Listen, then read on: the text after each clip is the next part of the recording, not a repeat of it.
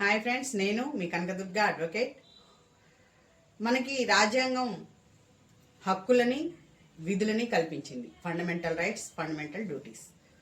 అందులో కొన్ని మన హక్కులకి భంగం కలిగినప్పుడు, అంటే ఒక వ్యక్తికి ప్రభుత్వ అధికారుల నుంచి కానీ లేదా భూమి విషయంలో కానీ, తనకి రావాల్సిన ఉద్యోగ విషయంలో కానీ, తన వ్యక్తిగత విషయాల్లో ఏదైనా సమాజం నుంచి భంగం కలిగినప్పుడు ఆ వ్యక్తి ఏం చేయొచ్చు అంటే, చట్టబద్ధంగా తన హక్కుని పొందడం కోసం తను చేసే ప్రయత్నమే హైకోర్టులో రిట్ పిటిషన్స్ని ఫైల్ చేసుకోవడం. ఆ రిట్ పిటిషన్స్ని ఏ సందర్భంలో ఫైల్ చేసుకోవచ్చు, ఎలా ఫైల్ చేసుకోవచ్చు అంటే, మనం ఏదైనా ఉద్యోగం రాసి ఎగ్జామ్ రాసినప్పుడు మనం ఎలిజిబుల్ పర్సన్స్ అయి ఉండి, మన ఉద్యోగం వేరొకరికి వెళ్ళినప్పుడు, లేదా ప్రభుత్వ అధికారుల నుంచి మనం ఏదైనా ఇబ్బందికర పరిస్థితులు ఎదుర్కొన్నప్పుడు, లేదా రెవెన్యూ డిపార్ట్మెంట్లో మన భూమి వేరొకరి పేరు మీద రిజిస్ట్రేషన్ అయి ఉన్నప్పుడు, లేకపోతే ఇప్పుడు చూస్తున్నాం ధరణిలో కానీ పహనీలో కానీ పేర్లు చేంజ్ అవుతున్నాయి.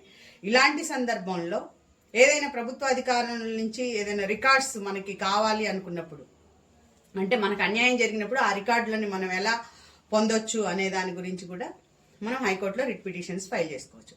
ఆర్టికల్ 226 అనేది మనకి రాజ్యాంగం మనకు కల్పించిన హక్కుగా చెప్పుకోవచ్చు. అంటే ఇది చట్టబద్ధమైంది. Indian constitution under article 226 given right to file writ petitions in high court.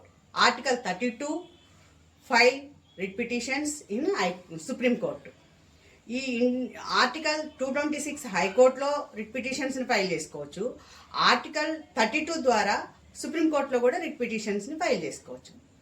మన హక్కులకు భంగం కలిగింది అని మనం బాధపడే కంటే, చట్టపరంగా మనం ఫైట్ చేసి మనం చట్టం ద్వారా మన హక్కుల్ని మనం పొందొచ్చు.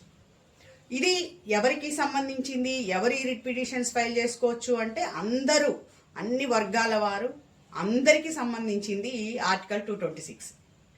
ఇది ఇండియన్ కాన్స్టిట్యూషనే మనకు కల్పించిన హక్కు కాబట్టి మనం హైకోర్టుకి వెళ్ళొచ్చా, మనం వెళ్ళలేం కదా, అందరూ హైకోర్టుకి వెళ్ళగలుగుతారా అనే భయం ఎవరికి అక్కర్లేదు.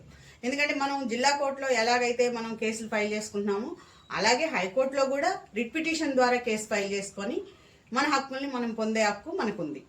కాబట్టి ప్రతి ఒక్కరూ కూడా రిట్ పిటిషన్స్ని ఎలా ఫైల్ చేసుకోవాలి, ఎప్పుడు ఫైల్ చేసుకోవాలి అనే ఈ విషయాన్ని తెలుసుకుంటారని ఆశిస్తూ, థ్యాంక్ యూ, మీ కనకదుర్గ.